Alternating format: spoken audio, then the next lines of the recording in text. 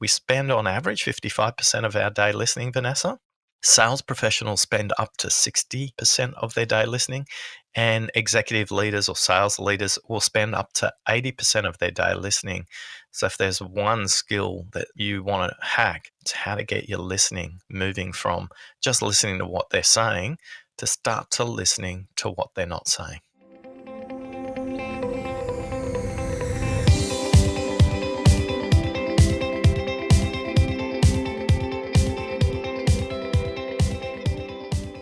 Welcome to the Quotable podcast. I'm your host, Vanessa Haney. Today I'm sitting down with deep listening expert Oscar Trimboli, and we're discussing the power of listening and techniques to hone your listening skills to improve your relationships with prospects and customers.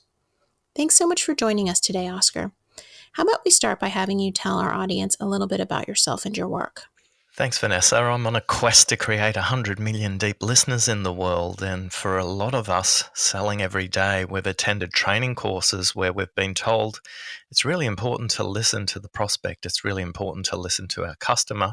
And we get a platitude like 2 ears and 1 mouth, use it in that proportion.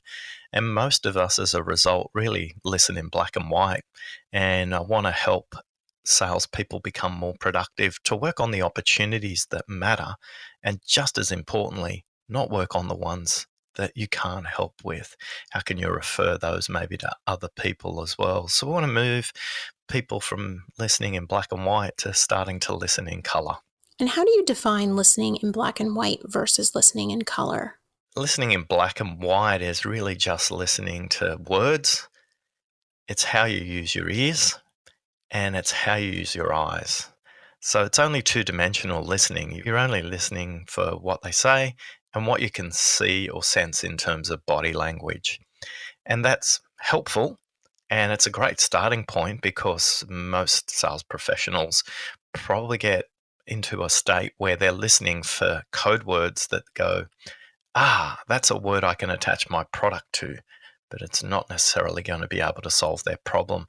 So listening in color means you're listening through 5 levels of listening. And the 5 levels of listening are listening to yourself, listening to the content, listening for the context, listening for what's unsaid, and then finally listening for meaning. And most of us drift off while we're listening to a customer or prospect discuss with you the current state of the opportunity or the problem they're solving, because we don't know this very simple rule of neuroscience. And if you're only taking one thing away from today's discussion, it's the 125-400 rule. You speak at 125 words a minute, but you can listen at up to 400 words a minute. So you fill in the gaps and you drift away for those 300 words where the speaker isn't speaking nearly as quick as you can listen. In fact, it's happening to you right now while you're commuting or driving your car or preparing a proposal and listening to this great interview with Vanessa. I think a lot of people think that they're good listeners, but is there a way to self-evaluate to determine, am I really in need of some fine-tuning on my skills? Yeah, there's 3 statistics I'd love to share. 86% of people think they're above average IQ. 83% of people think they're above average car drivers, and 81% of people think they're above average listeners.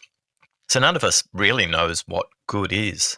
And I've researched and continue to research over a 3-year period, 1,410 people in our research database about what people actually struggle with when it comes to listening. So see if you can relate to any of these as it relates to listening.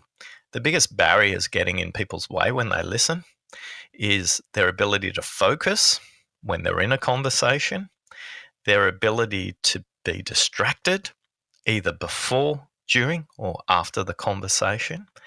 And finally, it's about their ability to pay attention, not only to what the people are saying, but what they're not saying as well.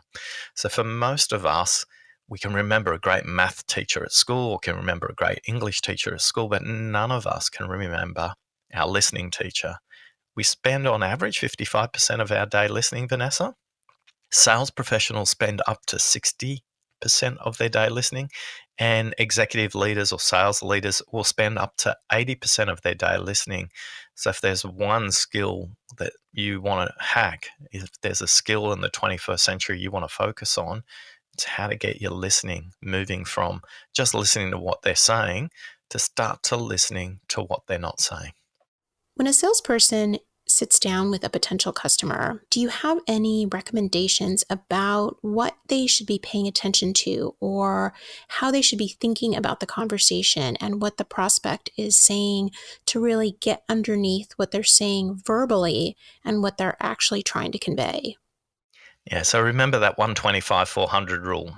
They can speak at 125 words a minute. You can listen at 400. But for them, the speaker, they can speak at 125 words a minute, but they think at up to 900 words a minute. So the minimum's about 600 words a minute. The maximum's about 1,500 words a minute.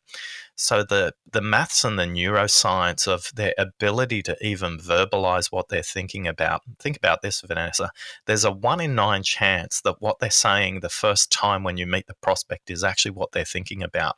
And in complex B2B selling today, on average, there's 10 to 15 people involved in the sales process.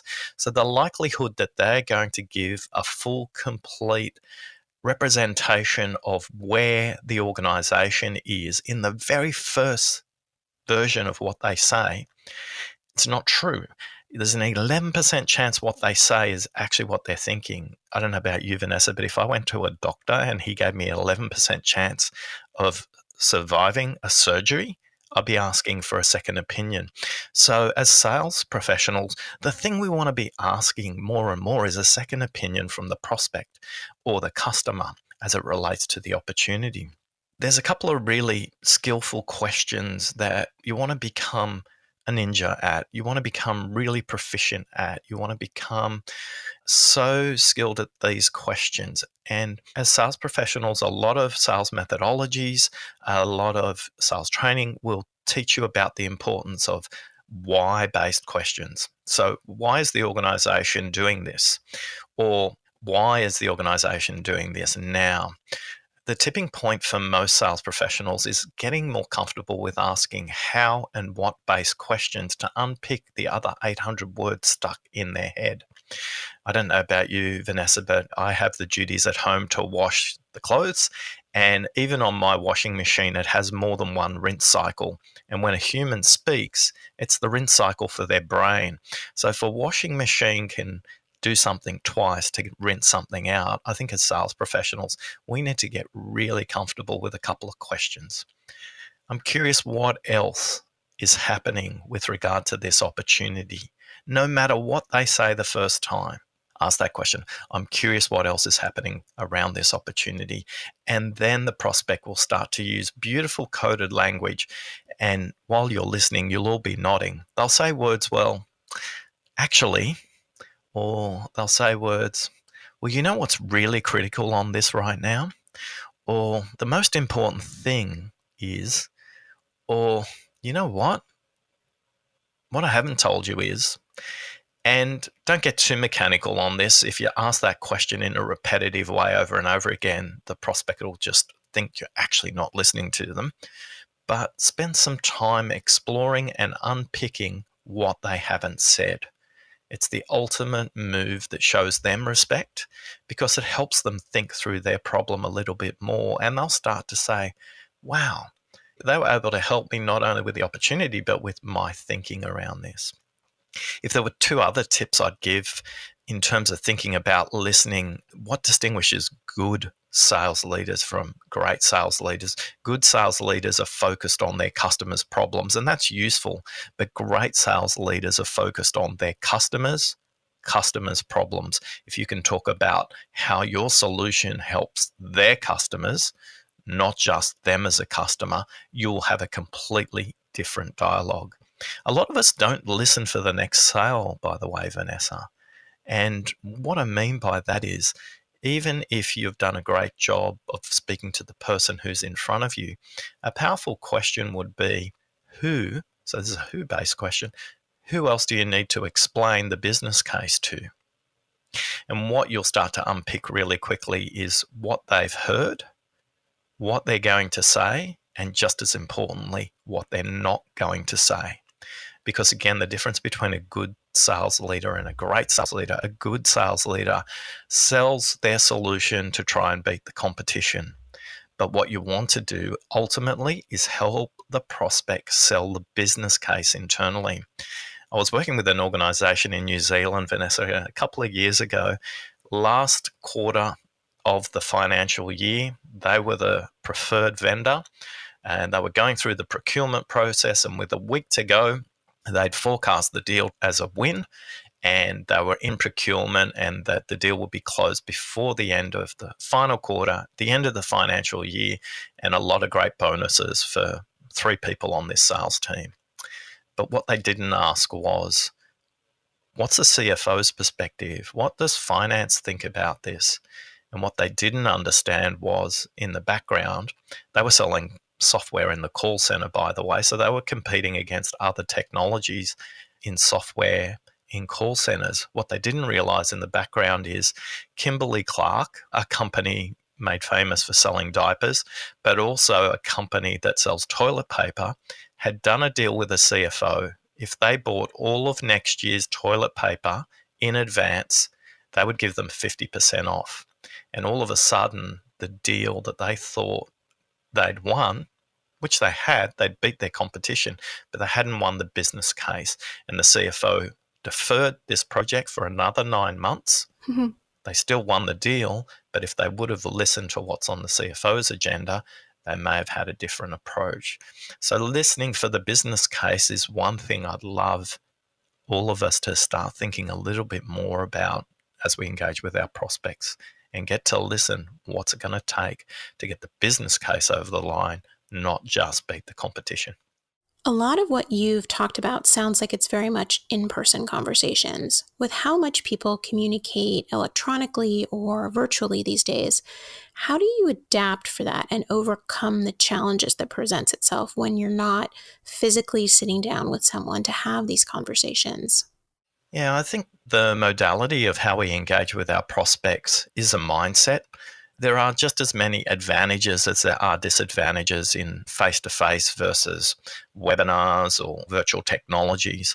So, one of the things I always do is make sure I know what the weather's doing in your part of the world. So, it's a really sunny day in San Francisco today, Vanessa. And just that little icebreaker straight away means I'm getting into their mindset. Even though I'm not connected physically, I'm trying to replicate a bit of the chat that you would have going from the reception area into the meeting room, as an example.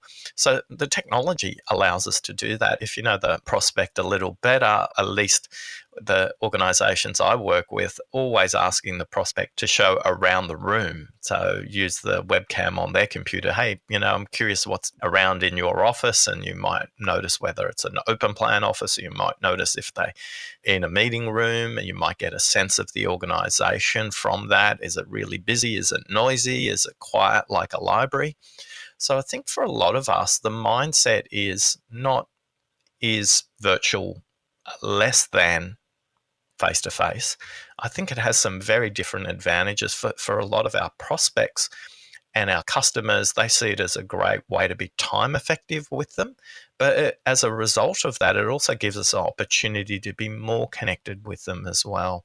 And that's only one dimension of the encounter. That's actually the conversation as it happens. One of the things I always make sure that the prospects, organizations, and customers that I work with and say is really useful, always set up a Google alert for the person that you're working with.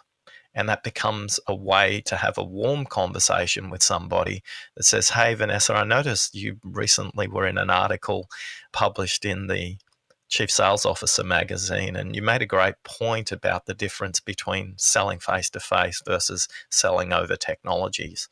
And just that little bit of listening, it's automated. You only have to set and forget it once. It'll come straight into your inbox. It's free, and it's a really simple way to show the customer that you're listening without being there face to face with them. That's an interesting concept that takes listening out of direct conversation and opens it up to listening to what's being said about this individual or what this individual is saying about themselves to others. Yeah, if you want to make more warm calls than cold calls, Google Alert becomes your friend. I was working with a client in a professional services organization about 2 years ago, and they took this on board and they started to implement this as a what they called a warm-up strategy. And the kinds of titles that they're working with are CEOs, the chair of the board. They're working with a chief strategy officer, and these people are typically interviewed, so their online profile is quite prolific. But what they started to do was not only say, hey, great article today about da da da da, they started adding value and making distinctions about what they were talking about in that article, or commenting on that article, or sharing that article in their networks as well. So that little bit of listening moves listening from a one-on-one conversation to a really proactive conversation that moves you from cold calls to warm calls, from cold contact to warm contact. Now, not everybody's prospect's going to have a great online presence. That's okay. But it's just a really simple hack in the virtual world. How much of the listening that you're doing is about body language too, of what they're not actually saying, but how they're physically expressing themselves while they're having these conversations? Yeah, and even right now, you should be able to pick up while you're listening to me, how close am I to the microphone right now, as opposed to how close am I to the microphone right now. Hmm. Even over the telephone, you can pick up body language. And the way to do that is be very careful to notice their breathing. So if they're hunched over when they're speaking on their phone, their breathing is constricted and will be shallow. And if their shoulders are back and their spine is in an upright position, they'll project a lot more on the phone. Let's talk about that, Vanessa, in two ways. Let's talk about it first over the phone, and then we'll talk about it face to face. What we're always looking for is congruency. So I interviewed the human lie detector, a lady called Susan Constantine, who works over in New York, and she trains circuit court and Supreme Court judges in how to listen for body language. And the thing that she said to me when I spoke to her is too many people assume the most basic things about body language. Their arms are crossed, so they're defensive. Their arms are crossed, they're not buying your idea. And it could be, as Susan said, their arms are crossed because they're sitting under the air conditioning duct and it's really cold right now.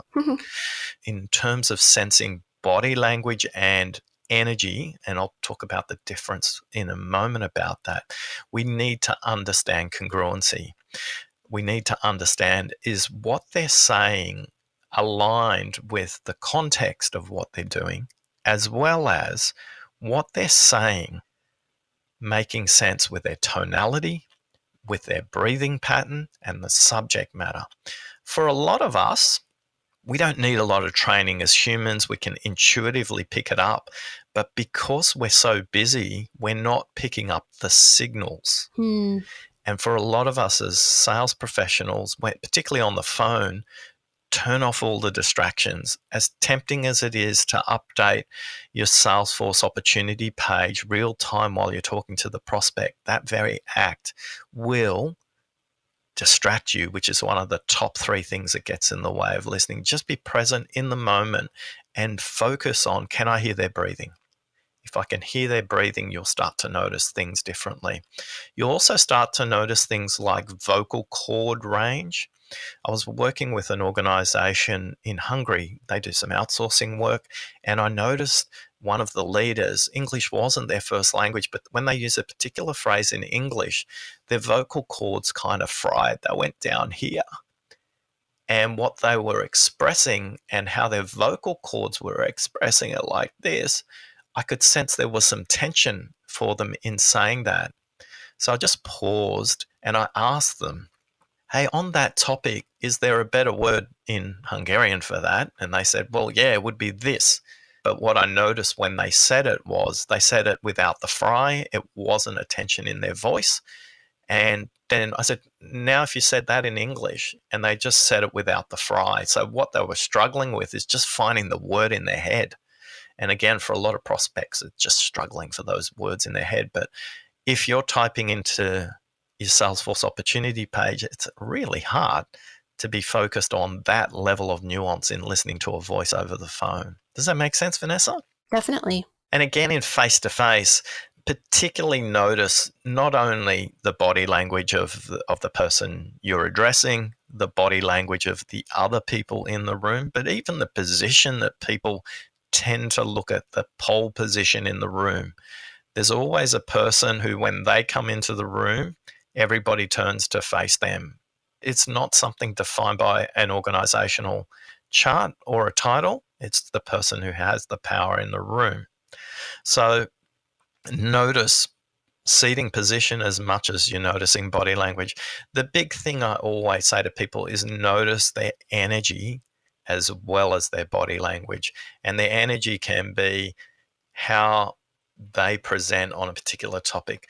We were working with a group about 4 years ago. They were a technology company, and in the room there was basically 11 people, and there were two camps in the room, and it was really obvious who was in which camp. They all weren't sitting together, but when a particular topic about the progress of the opportunity was being discussed, three people in the room had a completely different energy and posture to the conversation compared to the rest of the room. And so what I did was I picked up on that and just said to the group, when it comes to the business case on these types of things, typically we have 2 to 3 different approaches. I talked about approach A and approach B, and sometimes there's an approach C. And what I was trying to do was flush out the elephant in the room, the unspoken in the moment. And this is listening not only for what's unsaid, but listening for context, level 3. How do people socialize ideas internally? By me just posing the question that the group didn't want to discuss, they discussed it in front of me. And all of a sudden, issues that hadn't been discussed about resourcing and consulting services required to get this from implementation to embedded in the organization, one of the big unspoken issues in the opportunity came about. But do you see, Vanessa, that walking in with a set of questions that you want to race through, you're not going to pick up any of this if you're not paying attention to the room. And to do that, you've got to pay attention to yourself. 3 tips for that: remove the distractions, laptops, iPads, anything that buzzes and beeps. Drink water. A hydrated brain is a listening brain. And if you drink coffee, you're going to have to drink an extra glass of water for every cup of coffee you have, because coffee is going to dehydrate you. And the deeper you breathe, the deeper you listen. A hydrated brain is a listening brain. So let's make sure that not only you carefully manage your state, but it gives you the opportunity to listen on a completely different level in the room. I'm not suggesting you do yoga before you go to every sales meeting, or you do that before you pick up the phone. But in that moment, between the time you dial and the time they connect, just notice your breathing. And from the time you walk into the lobby to you sign in to reception or announce yourself to the reception, just notice your breathing and just go, what's my intention for today? And how can I breathe a little bit deeper? And then the moment you speak to that person, then you're in the moment. We've spoken a lot about interactions between buyers and sellers, but I can imagine within an organization these skills could be extremely useful. Yeah, particularly as it relates to sales and marketing, particularly as it relates to marketing and finance, particularly as it relates to human resources and operations. These skills are really critical. But even in working with, if you need a buddy when you're selling, if you're in technical selling roles, you might have somebody who's a technical expert coming along with you, or a subject matter expert as well. Just the simple question: what do you want to get out of the meeting today? Or what do you think could be a concern that they haven't considered in the meeting today? Same principles hold true. Trying to avoid why-based questions. I've interviewed suicide counselors and FBI hostage negotiators and deaf interpreters, and they all talk about people get defensive if they get asked why questions too early, and what, how, and who and where-based questions seem a little bit simpler to answer. There's less at risk. Don't get me wrong, why questions have their place, but I think as Westerners particularly, we place way too much emphasis on why-based questions and not enough emphasis on using silence and being comfortable with silence in a dialogue as well. This sounds like something that really takes some practice. Yeah, I was working with a Japanese company, and the managing director had me speak to their people manager community. And he said, I've read the book, easy to read, very applicable for every one of us in the room, hard to practice. And the Japanese are masters of lean, of Kaizen, which is all about consistent improvement. And it's no coincidence that if you look at the martial arts, you think about white belts and black belts in the martial arts, that's all about practice and practice and practice. And the thing about the minute you become a black belt or really competent at any particular skill, your job is to unlearn and relearn. So for me, I think the difference between me and people who are struggling with their listening is I know I'm going to get distracted, Vanessa, when I'm listening to somebody, but I have simple techniques like drink a glass of water, breathe a little bit more deeply, don't get distracted, as well as there's a phrase a lot of people go, wow, I can't believe you say that. And then they go, but I wish I said that. And the phrase is, look, I'm really sorry, Vanessa, I got distracted. Do you mind saying that again? And for a lot of people, they think that's a huge risk. And it's not. It's showing them that you're human, showing them that you don't have a big ego, showing them that what they say really matters, but you're struggling with staying in the moment. And I have found only in one situation in 7 years that somebody felt insulted by my response to say, sorry, I got a little bit distracted. Even in that moment at the end of the meeting, they said to me, you know what, in reflection, when you said, sorry, I got distracted, I shouldn't have got so upset. What I realize is you're just being honest with me, and I'm going to practice that question myself. So I think for a lot of us, just being comfortable with going, we'll get distracted. We are neurologically programmed to be distracted. If you think about the 125/400 rule, you're set up for failure. And as long as you know that rule exists and you start to listen through the 5 levels of listening, you'll start to listen completely differently. But just like going to the gym or just like practicing and learning a new language, it's just about consistently trying to apply it every single day. And for a lot of my clients, that just means spending time with a book or saying to a buddy, hey, this week I'm working on the pause. I'm working on not interrupting people.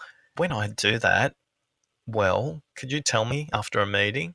Or when I do it poorly, can you tell me in the moment so I can correct as we go along? Hmm. There's a phenomenal book I would recommend to everybody. It's called Atomic Habits by James Clear. It's a New York Times bestseller. It came out in October. I read a lot of books. It's probably the best written book I've read in about 10 years. It breaks down the importance of habit change.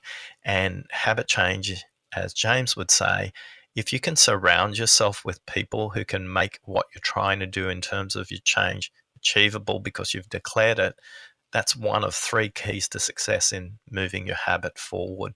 So, like the gym every day, like trying to learn a language, the more you practice, the better you'll get.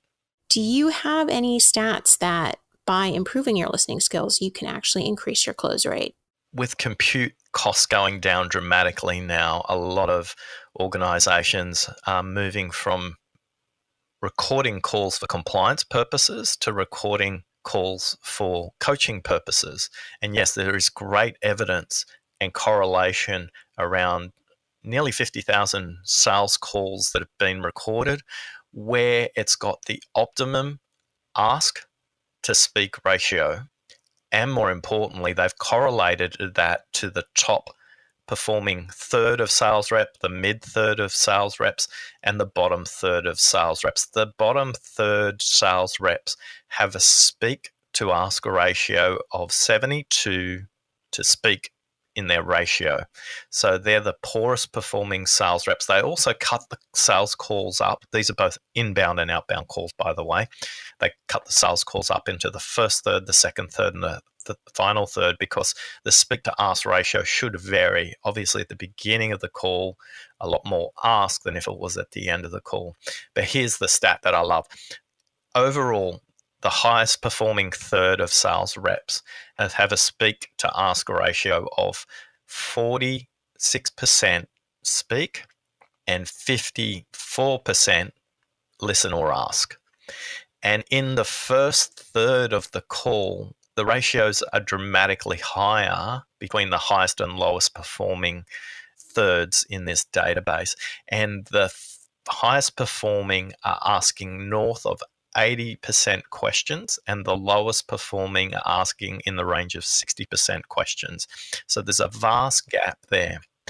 So the performance delta finally between the midpoint, the middle third, and the top performing sales reps is a factor of 22% more productive sales reps in the first third who have the 54 to 46% ask to speak ratio compared to the midpoint.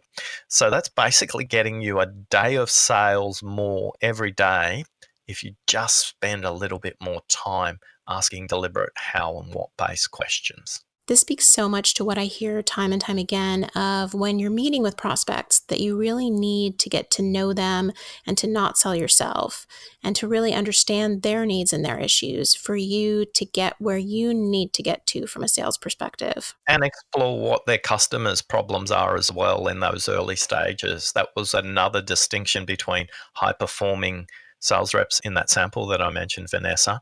They spent so much more time, at least a third of their time, asking the customer they were talking to what their customer's problem was, their customer's problem. So not just what is the organizational issue, but what are their customers struggling with, and finding if they could construe a solution around that, then they were incredibly differentiated as an organization. Is there a tipping point? Can you actually be listening too much? Absolutely. And I spent a lot of time talking about stop listening. Marketers do this really poorly, by the way, Vanessa. Marketers do this market research every year with customers, and all I say to them is stop doing your market research. I interviewed the head of Nike Asia Pacific research out of Japan, and she also used to work for Coke. And she was the market research department, and all she did for 2 years was work with the organization to implement what was in the previous surveys, what the customers have already told them. So that's a really good example. And both employee engagement surveys, if you work for organizations that survey employees, stop surveying your employees and just go and do what they've already told you to do. And when you've done all of that, then you've earned the right to survey them again. How does this show up for us as sellers, though? If you struggle with a really wide pipeline that's really slow in velocity and doesn't close anywhere near as quickly as you wish it would, you're probably listening way too much. So you've got opportunities that are sitting at the midpoint to the highest point in your funnel that are just too slow to move. And it's probably because you're spending way too much time asking questions about them, about their problems, and not asking yourself enough questions to go, honestly, are we a good match? And could you refer an organization that's better placed to solve that customer's problem and earn enormous trust as a salesperson because you haven't got the solution, but you know how to solve their problem? So for a lot of people, if you look at your opportunity pipeline and you have a lot of opportunities sitting above the midpoint that are kind of stuck or moving really slow, it's time to stop asking the prospect questions and time for you to do some serious qualification and ask yourself the real question and listen to yourself and go, are we a good match?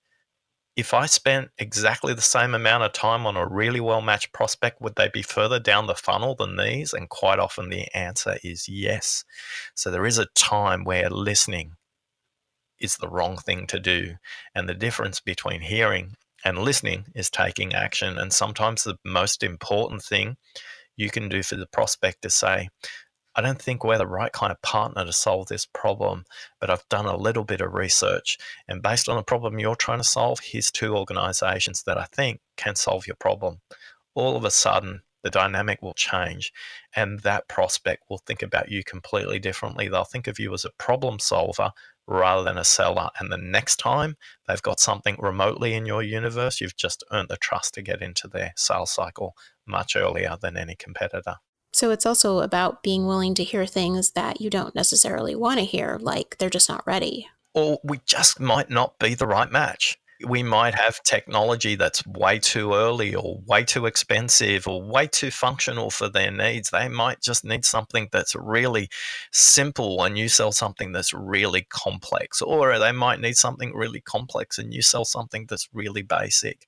But I think it's kind of taking the ego out of the sale and go, if I've got the right work ethic, I've got the right kind of opportunities in my pipeline, and just listening to myself and saying, you know what, the time to work with these people isn't now, but let me become a problem solver for them and find out who might be a good match. We love to close out our podcast by asking our guests, if you could go back to the beginning of your career and give yourself advice, what would that be? My advice would be to myself, and I still give it to myself today because I still haven't learnt the lesson, Vanessa. My superhero power is my cloak of invisibility. I'm great at making other people successful. But what I've realized more and more is I'm enough. Back myself and speak the truth more often. That's great. Thank you so much for joining us today, Oscar. This has really been fascinating. Just remember this: silent has exactly the same letters as listening. Thanks for listening.